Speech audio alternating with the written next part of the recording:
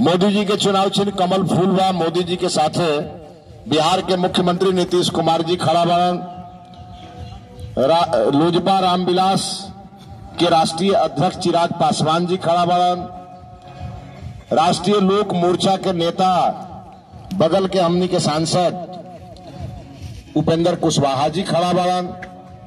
गया में अभी चुनाव लड़त बिहार के पूर्व मुख्यमंत्री आदरणीय जीतन राम मांझी जी खड़ा बड़न। और राजभर जी भी, ओम प्रकाश राजभर जी के भी पूरा टीम लागल बा। अब तो पारसो चाचा जी बड़न, वो समर्थन कर दिले बड़न। तो हमरा तो लागते नहीं कि मोदी जी के टीम के सामने केहू टिकी। और ओकर और भी कारण बा। 2014 में जब मोदी जी के रुआ प्रधानमंत्री बनौनी तो रुआ सामने बहुत सारा सवाल रहे। देश के सुरक्षा का क्या होगा, गरीब के कल्याण का क्या होगा, महिलाओं के सम्मान का क्या होगा, ये तमाम विषय आपके सामने था।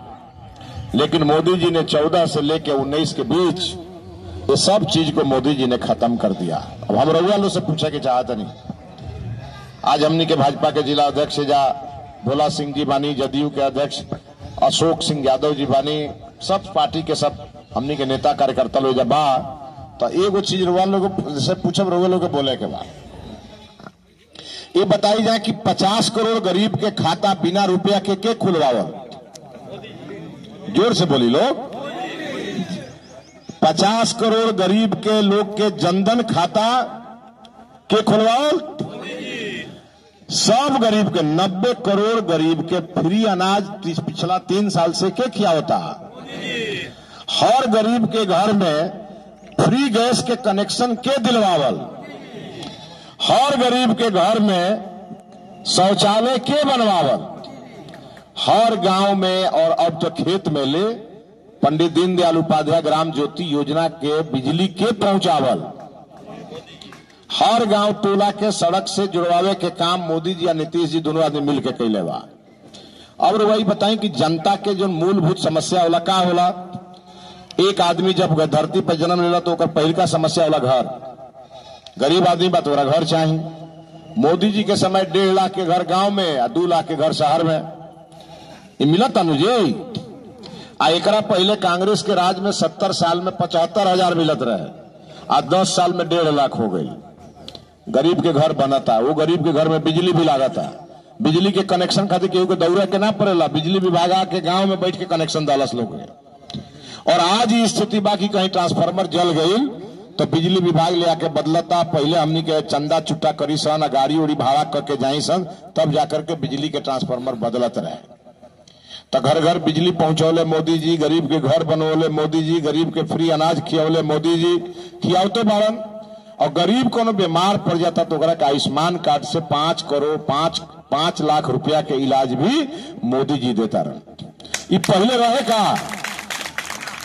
ये पहले मोदी जी के पहले रहे ही बात। इजा सबसे ज्यादा किसान लोग बैठल बा। मोदी जी के पैसा 2000 जन आवेला तन खाता में आवेला ना। जरा जरा खाता में तने हाथ उठाई तो जाए बताई। अब रउआ तो मोदी जी से भेंटो नहीं किया, लेकिन मोदी जी रुआ खाता में ईमानदारी से 16 गो किस्त आ चुकल बा। 16 दूनी 32,000 रुपया। 32 गो रुपया केहू देला जी फ्री में केहू के। अब मोदी जी के पहले कौन प्रधानमंत्री केहू के देते रहा पैसा। अब बताइए मोदी जी ना रहे तो पैसा बंद हो जाये। मोदी जी ना रहे तो सब व्यवस्था खत्म हो जाये। वकील साहब कहनी है जी धारा 370 हटौले मोदी जी। हमनी के यहाँ महिला लोग के जो अल्पसंख्यक महिला बा क्या कैसन जिंदगी रहे।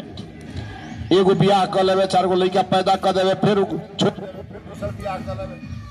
अब इस सारा चीज से अगर निजात महिला के सम्मान और महिला के असमत अगर बचावे के काम करें तो मोदी जी 3 तलाक कानून लागू कर। अब बताइए कौन गलत काम भइल? मोदी जी गलत काम कैलन का? अब आज हो सका था डर के मारे हमनी के अकलियत के महिला लोग घरवा में बोलत हुई कि लालटेन जराए, लेकिन जब बुथवा पर जात हुई तब कमले फूल के बटन दबावत हुई। अब आज बाबा साहब भीमराव अंबेडकर जी के जन्म जयंती समारोह है और वह सोची कि बाबा संविधान में क्या हो गया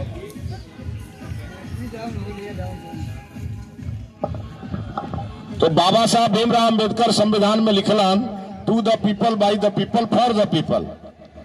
ये पूरा लोकतंत्र जनता के हाथ में बा। लालू जी के पार्टी जनता के हाथ में बा का?